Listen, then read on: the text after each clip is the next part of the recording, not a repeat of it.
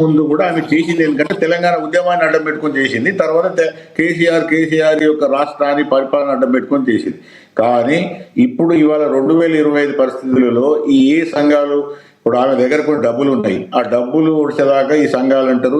వీళ్ళు వచ్చిన వాళ్ళు కూడా ఇవాళ నాకు చాలా మంది తెలుసు. నేను అంతకుముందు పార్టీ వాళ్ళు చూసినా, నేను దానిలో ఉండే వచ్చినా కాబట్టి వీళ్ళందరూ కూడా ఏంటంటే ఇప్పుడు అటు ర్యాలీ అయ్యి ఆ కవిత గారి దగ్గర పోయి ఏమైనా డబ్బులు ఉంటే పట్టిస్తారు. ఒకటి రాజకీయాలు ఎప్పుడు కూడా, ఇప్పుడు షర్మిల కూడా అదే జరిగింది, ఇప్పుడు ఈమె కూడా అదే జరగబోతుంది. ఒకటి. రెండవది ఏంటంటే ఇప్పుడు ఈ పార్టీ పెరిగినప్పుడు ఈ పార్టీ ఎవరికి వ్యతిరేకంగా పనిచేయాలి అంటే ఇప్పుడు బీజేపీ కాంగ్రెస్ కు వ్యతిరేకంగా కాదు, పనిచేసేది ఎవరు వ్యతిరేకంగా పనిచేయాలంటే తండ్రికి టీఆర్ఎస్ లేదా బీఆర్ఎస్ కు వ్యతిరేకంగా పనిచేయాలి. అంటే ఈ సంఘాలన్నీ కూడా అంతకుముందు అనుబంధంగా ఉన్న టీఆర్ఎస్ లేదా బీఆర్ఎస్ లేదా ఆ పాత గవర్నమెంట్కి అనుబంధంగా ఉన్న సంఘాలు ఎన్ని పోతాయి? ఇవాళ పోవడం, మాట్లాడడం, చేయనడం, ఒక ఫోటో దిగడం, ఇవన్నీ వేరు. కానీ మామూలుగా ఇప్పుడు శివలాల్ గారు మీరు ఒక విషయం చెప్పి నేను దాన్ని మళ్ళీ కంటిన్యూ చేస్తాను, నేను డిస్ప్యూట్ చేస్తలేను. కానీ అంతకుముందు ఇవన్నీ నడిపినప్పుడు ఏముండే, నడిపినప్పుడు వెనుక అధికారం ఉండే, వెనుక తండ్రి ఉండే, తండ్రి అండదండలు, టీఆర్ఎస్ ప్రభుత్వం యొక్క అధికారం, ఇవన్నిటితోని ఆమె నలపగలిగింది. ఇప్పుడు ఏమున్నది, ఒకటికి పార్టీనే తను అనుభవించిన బయటకు వచ్చిన పార్టీనే వ్యతిరేకించాలి, రెండోది కాంగ్రెస్ దగ్గర రానిది, అటు బీజేపీ దగ్గర రానిది. అంటే ఈ ఒంటరి పోరాటం ఉన్న శక్తులు ఏంటిది? తర్వాత ఇంకోటి ఏంటంటే అన్నిటికన్నా ఆమె యొక్క ప్రతిష్ట అనేది బాగా మసకబారిపోయింది. ఆమె ప్రతిష్టను ఇప్పుడు ఆమె ఎంత దూరం పోయిందంటే ఎప్పుడైతే మీరు అన్నట్టు ఆ లిక్కర్ స్కామ్లో ఆమె దొరికిన తర్వాత ఒక తెలంగాణ ఆడబిడ్డకి ఇటువంటిది లిక్కర్ స్కామ్లో పోవడం అనేది, దాని తర్వాత ఇంకోటి కూడా మాట్లాడదాం, ఎప్పుడు కూడా తండ్రి బిడ్డకు సపోర్ట్ చేస్తుంది. కానీ ఇవాళ కవిత చేసిన చర్యలు ఏంటంటే తండ్రిని ఇబ్బంది పెట్టే చర్యలు చేస్తున్నది. అంటే బిడ్డలు కూడా ఇప్పుడు ప్రైవేట్ టాక్లు ఏమంటున్నారంటే బిడ్డలు కూడా తండ్రులు ఇబ్బంది పెడతారా? ఏమైనా కొడుకులు ఇబ్బంది పెడితే తండ్రికి మద్దతుగా బిడ్డలు వస్తారు, కానీ బిడ్డలే ఇబ్బంది పెట్టిన కాలం ఎక్కడ లేదని కూడా అంటున్నారు. కానీ అవి ఎక్కడ కూడా పెద్దగా నాకు తెలిసిన మటుకు వచ్చే అవకాశాలు లేవు. రెండోది ఏంటంటే ఇప్పుడు ఇవన్నీ ఎటువంటి అంటే దీనికి ఇప్పుడు ఒక స్వల్ప కాలంలో ఒక న్యూసెన్స్ వాల్యూ ఉంటుంది. న్యూసెన్స్ వాల్యూ అంటే బయటకు వచ్చింది ఎందుకంటే కేసీఆర్ బిడ్డ 10 సంవత్సరాల అధికారంలో ఉన్న ఒక పార్టీ నుంచి వెళ్ళి బయటికి రావడం.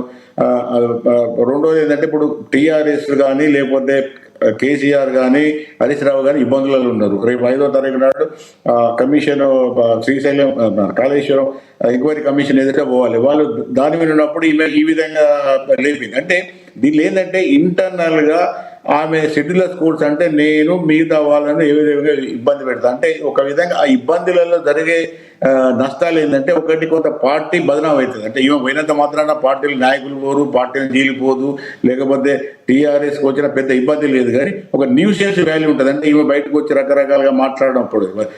వైఎస్ శర్మలు కూడా అదే చేసింది జగన్, ఇప్పుడు ఈమె కూడా అదే చేస్తుంది. కానీ అంతకన్నా పెద్దగా దీని ఉపయోగం ఉంటుంది.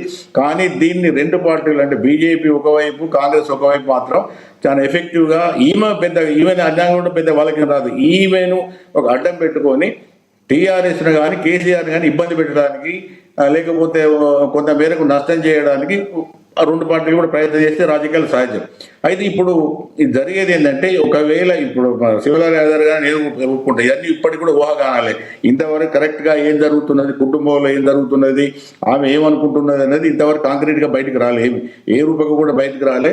ఈ మీడియాయే బాగా ఎడిట్ చేస్తున్నది, గిట్లయితుందంటే గట్లాడేదంటే ఏ సోషల్ మీడియా వాళ్ళు టీఆర్పీ పెంచుకోవడానికి రకరకాల క్వశ్చన్ మార్క్స్ పెట్టి ప్రచారం చేస్తున్నారు. కాబట్టి ఇంతవరకు కూడా ఒక ఖచ్చితమైన ప్రణాళిక అంటూ ఉన్నదా?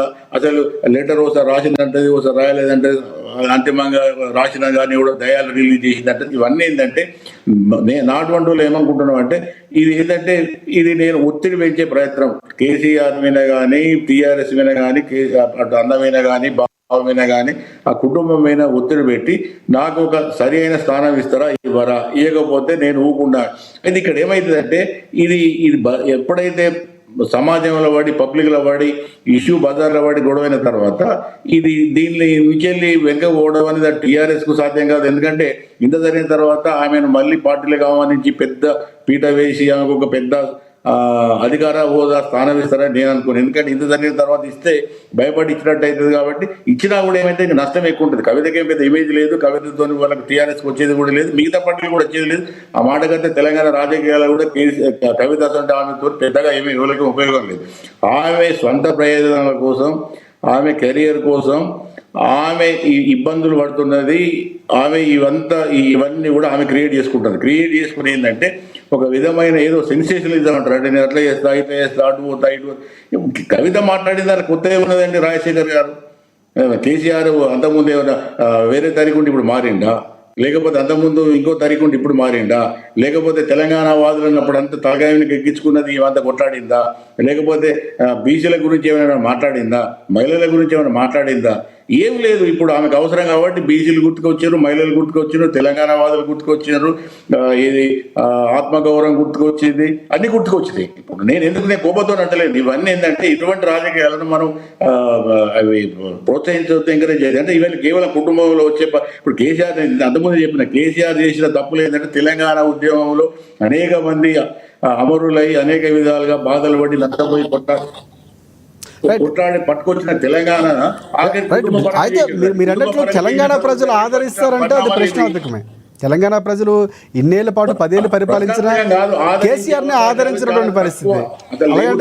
ఉద్దేశంలో ఆమెను ప్రజలు ఆదరిస్తారని నేను అనుకో పొలిటికల్ అనలిస్ట్ గా ఆమెకు రాజకీయాలలో ప్రజలు ఆదరించేంత పరిస్థితులు అయితే ఏజెండా కూడా గొప్పగా లేదు.